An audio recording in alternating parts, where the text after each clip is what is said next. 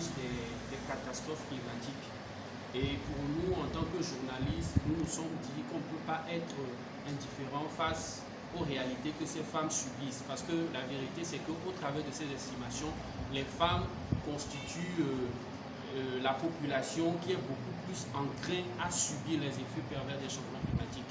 Et au travers de cette initiative, ou bien de cet atelier que l'association FEDIA a bien voulu soutenir, nous voulons amener les journalistes à beaucoup plus tourner leur regard au niveau des femmes qui subissent les effets pervers des changements climatiques, et qu'au travers de leur professionnalisme, traiter les informations afin que ces femmes-là puissent trouver beaucoup plus de solutions à leur situation, et qu'enfin que leur voix soit véritablement portée au niveau des décideurs, parce que ce sont les décideurs qui doivent réellement proposer des solutions à ces femmes qui subissent les effets pervers des changements climatiques.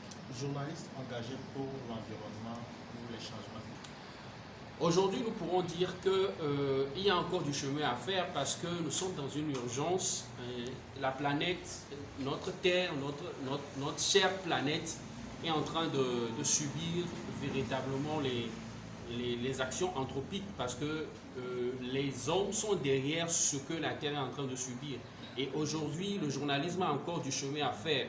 C'est de notre devoir d'ailleurs d'inciter nos confrères et nos consoeurs, et c'est ce qui nous pousse d'ailleurs à mettre en place ce genre de créneau, ou bien ce genre d'initiative, pour interpeller les uns et les autres à être beaucoup plus engagés dans nos productions, dans nos traitements d'informations sur l'aspect climatique, mais beaucoup plus tournés vers la gente féminine, parce que ce sont nos mamans qui subissent ces situations et souvent ne trouvent pas véritablement d'aide ou bien de soutien face aux dégâts que ces changements climatiques enclenchent au travers de leurs activités au quotidien. Vous savez, quand on parle de femmes aujourd'hui, c'est beaucoup de vies qui gravitent tout autour. Les femmes, elles sont souvent en charge du foyer, elles sont souvent en charge de la maison, des enfants. Et quand les changements climatiques impactent ces femmes, c'est toute une famille qui en souffre. Et concrètement, c'est souvent des femmes qui peut-être ont un problème d'accès aux ressources naturelles, c'est-à-dire aux terres ou bien aux ressources en eau. Et quand on essaie de voir ou bien quand on essaie de percevoir ce genre d'impact, cela est clair que les femmes doivent véritablement être soutenues afin que leur voix puisse porter et que ces femmes puissent trouver véritablement des solutions à tout ce qu'elles ont au quotidien comme angoisse liée au changement climatique. Auquel vous êtes confrontés. Merci pour l'opportunité que vous nous accordez.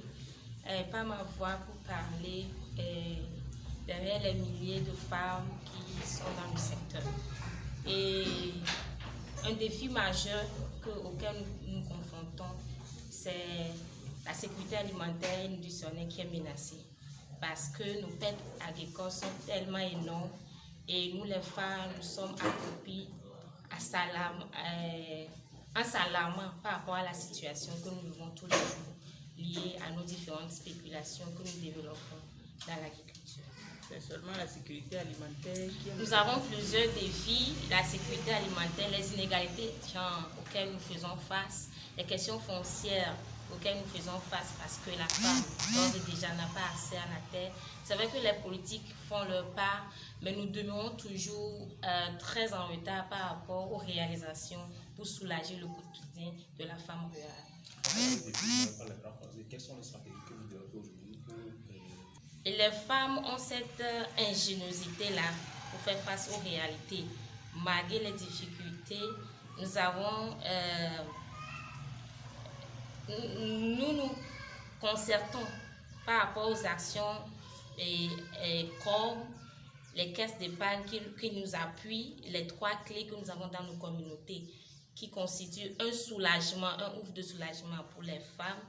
Nous avons la diversité des activités que nous faisons pour ne pas tellement dépendre de l'agriculture, face aux pertes, nous encourageons les femmes à se lancer dans la commercialisation, dans les prestations de services pour pouvoir soulager le quotidien parce que quoi qu'on dise, il y a les besoins à couvrir, il y a les réalités auxquelles nous faisons face, il y a le poids de la famille sur nous et donc la femme doit forcément trouver d'autres créneaux pour ne pas rester vulnérable face à ces situations. En collaboration avec la TJ2, pourquoi vous posez votre voix sur cette initiative? Merci beaucoup. Il faut dire que aujourd'hui nous sommes fiers de la présence des journalistes qui suivent cet atelier de formation sur les questions de l'environnement. Parce que nous savons que c'est une question qui est d'actualité.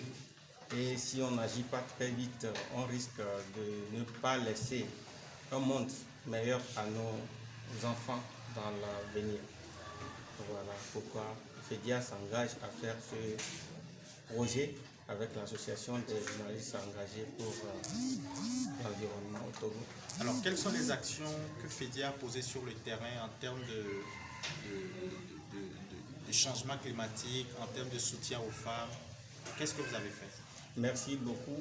Il faut dire que FEDIA est sur plusieurs thématiques ou est dans plusieurs domaines. Il y a la santé, il y a le développement des enfants et des femmes, il y a également l'environnement. Et nous sommes là aujourd'hui sur l'environnement, sur une thématique qui concerne l'environnement. FEDIA s'est engagé depuis plusieurs années à soutenir les femmes sur le terrain parce que vous savez que les actions que mènent les femmes concourent au développement de notre pays et elles sont plus dans des domaines qui touchent à l'environnement, l'agriculture, le maraîchage et autres. Alors, est-ce que leurs actions n'érodent pas l'environnement ou bien la biodiversité?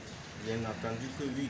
C'est pour ça que FEDIA a décidé d'aller vers elles pour les accompagner à plutôt adopter les nouvelles pratiques qui nous permettront de ne pas trop éroder notre écosystème.